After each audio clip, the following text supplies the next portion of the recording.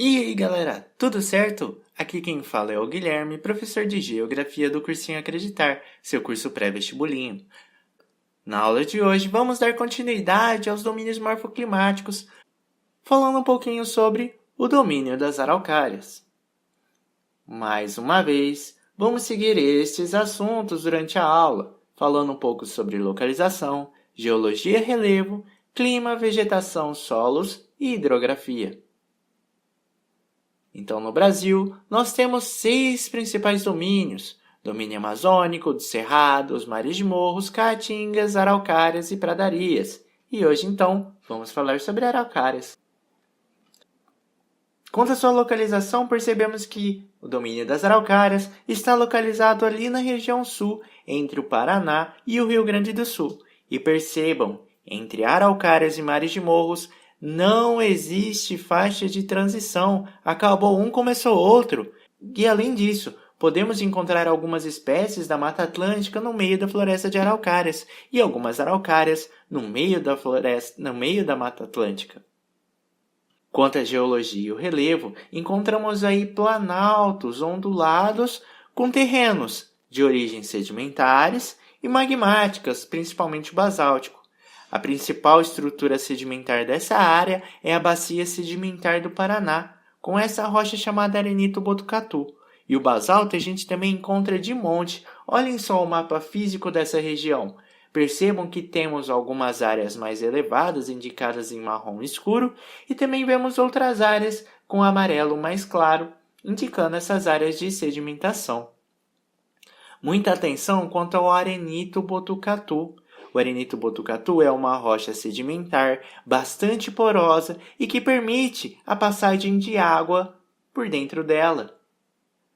Essa rocha fica sobre uma grande estrutura armazenadora de água que se estende pelo Brasil, Argentina, Uruguai e Paraguai. Essa estrutura a qual estou falando é o Aquífero Guarani, que fornece água potável principalmente para diversas cidades do nosso país. Então, muita atenção! Viu o Aquífero Guarani? Lembre-se, o arenito botucatu é a rocha que está por cima desse aquífero e que permite o seu abastecimento. Quanto ao clima, provavelmente você já deve ter assistido a aula de mares de morros. Na aula de mares de morros, comentei que dentro deste domínio encontramos os 3 climas ali representados. Porém, não falei sobre o clima subtropical, uma vez que aqui nas araucárias o clima predominante é este. Vamos falar então hoje sobre o clima subtropical. Olhem só esse climograma. E aí, chove muito? Chove, não é? Olhem as barrinhas azuis. Praticamente grandes ao longo do ano todo. São chuvas bem distribuídas também, não temos períodos de secas evidentes. E quanto à temperatura? A temperatura apresenta uma amplitude térmica bastante elevada, não é? A maior temperatura menos a menor temperatura me dá um resultado grande, mostrando a variação durante o ano. Pode também chegar a temperaturas bastante baixas. Então, fazendo um resumo básico, nos verões, temos verões suaves, com temperaturas amenas e chuvas constantes, enquanto que no inverno encontramos um inverno bastante rigoroso, bastante frio, verificando os fenômenos da geada, a precipitação nival ou precipitação de neve e também o granizo acontecendo com frequência. Nessa região encontramos as principais cidades que nevam. Olha só, em Santa Catarina, devido à alta altitude de diversas cidades, muitas delas acabam ganhando a neve no período do inverno. Tudo isso é resultante daquela massa de ar que vimos na primeira aula de Geografia do Brasil, a massa polar atlântica.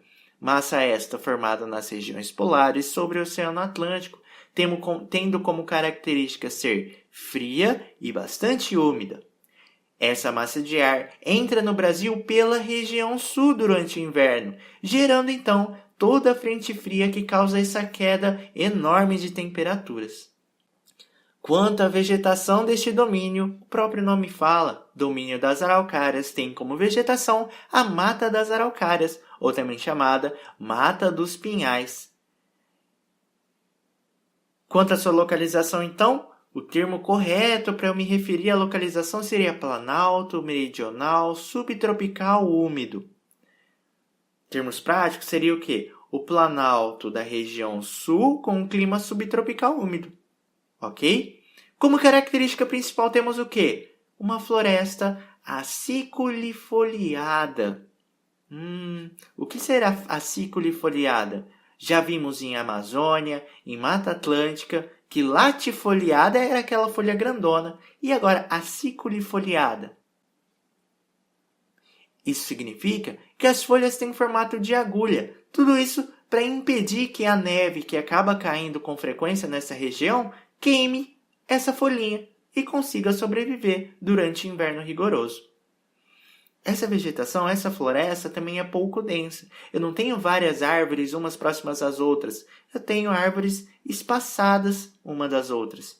E ali dentro, como eu comentei no início dessa aula, tenho manchas de matas latifoliadas, ou seja, matas de folhas largas que nesse caso seriam representantes da Mata Atlântica, que como eu comentei, não existe zona de transição.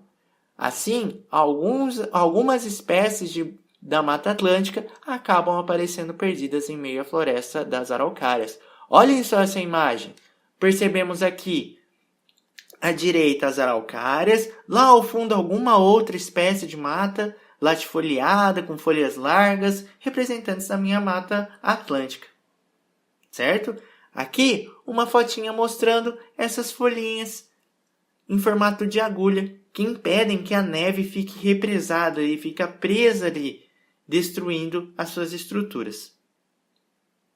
Essa vegetação ela se encontra muito desmatada pela ocupação europeia, principalmente. Durante o período da imigração, a população europeia se instalou na região sul e utilizou a madeira das araucárias para a construção de imóveis e muitas outras coisas. Então, acabou degradando bastante, mas hoje temos reservas florestais que preservam essa mata.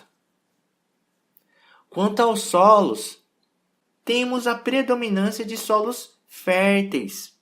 Esses nomes, terra roxa, brunizem, não vão cair na sua prova. São curiosidades. Olha só, trechos de terra roxa. Terra roxa é o nome que eu dou para essa terra. Não é porque ela é roxa, é porque ela é mais vermelhinha. E o termo rosso, em italiano, significa vermelho. Então, terra roxa, indicando essa terrinha vermelhinha. E ela tem o quê? Uma alta fertilidade. A outra terra é uma terra mais amarelada, chamada de brunizem, localizada principalmente no Rio Grande do Sul. E, novamente, muita fertilidade eu encontro neste solo. Quanto à sua hidrografia, temos aí a presença da Bacia Hidrográfica do Paraná, com o Rio Paraná em destaque. O Rio Paraná ele vai nascer nos cerrados, vai passar pelos mares de morros e até chegar nas araucárias. E nessa bacia encontramos diversos rios de planalto. Você lembra o que eram rios de planalto? Rios de planalto são aqueles rios bastante caudalosos, com uma correnteza bastante forte. E pense, e se eu colocar uma turbina de usina hidrelétrica, sabe? Nesses rios de planalto?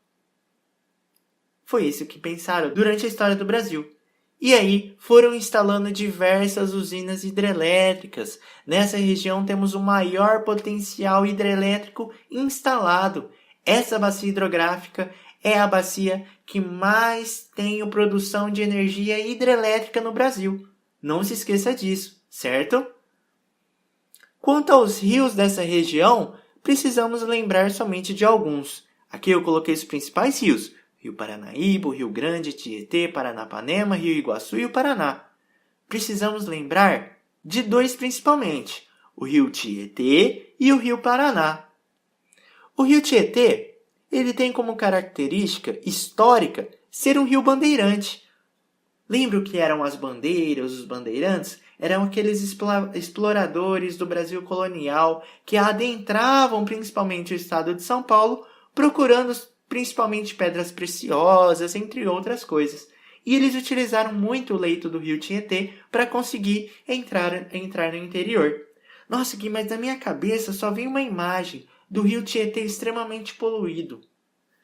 Isso acontece em algumas partes do rio, mas estão passando por tratamento, conseguindo tornar este rio limpo mais uma vez. Mas, tirando essa parte, temos áreas do rio que são limpíssimas, principalmente a sua origem, onde eu tenho um destaque enorme para a navegação.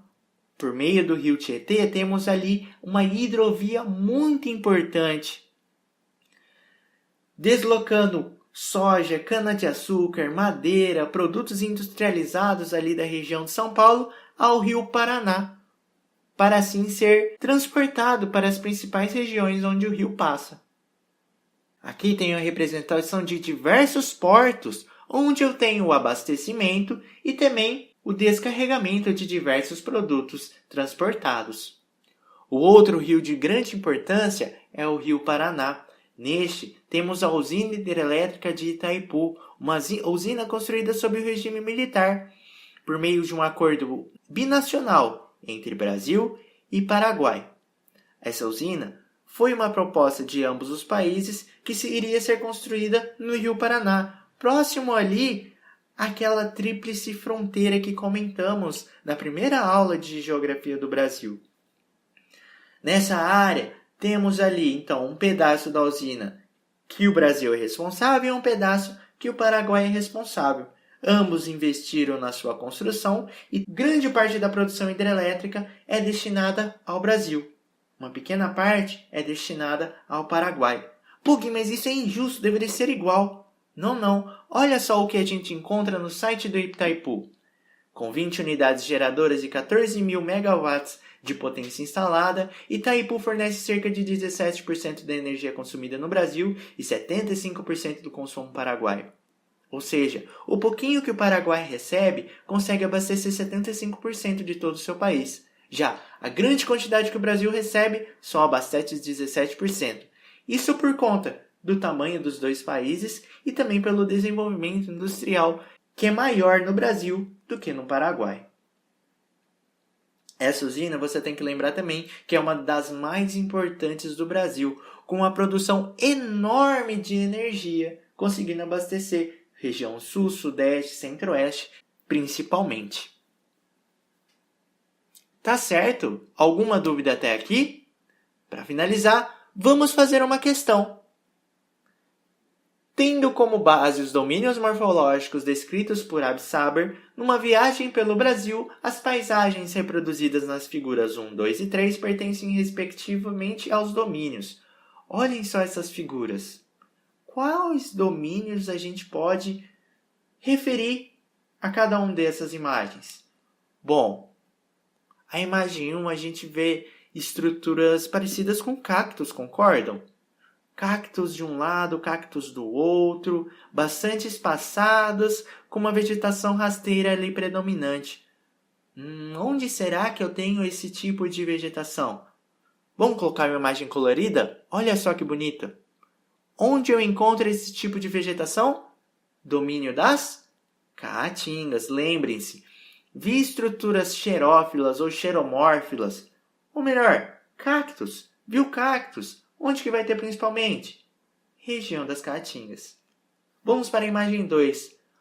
O que destaca ali é essa vegetação arbustiva, mas principalmente aquela árvore ali no meio, toda tortinha. Onde a gente encontra árvores tortas, com galhos retorcidos mesmo? Domínio dos cerrados, certo? Presença então daquela vegetação savânica com vegetação rasteira e árvores retorcidas. E por último, vou colocar a imagem ali embaixo, mas olha para cima no slide, olha para cima no vídeo.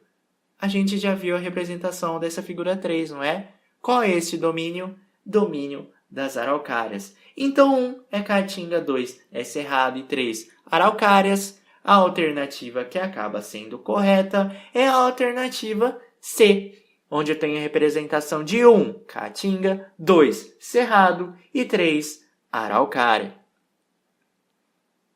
Tudo bem?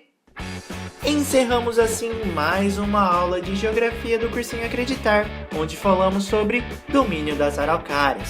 Se você teve alguma dúvida sobre essa aula, mande uma mensagem para o e-mail que está aqui na descrição do vídeo. Acesse nossas redes sociais e acesse nosso site para pegar a apostila, fazer nossos simulados. E se você gostou do vídeo, deixe aquele like, não se esqueça de inscrever no nosso canal e apertar o sininho para não perder nenhuma notificação. Assista também as outras aulas de Geografia e as aulas das outras disciplinas. Tá certo? Tamo junto, valeu, falou!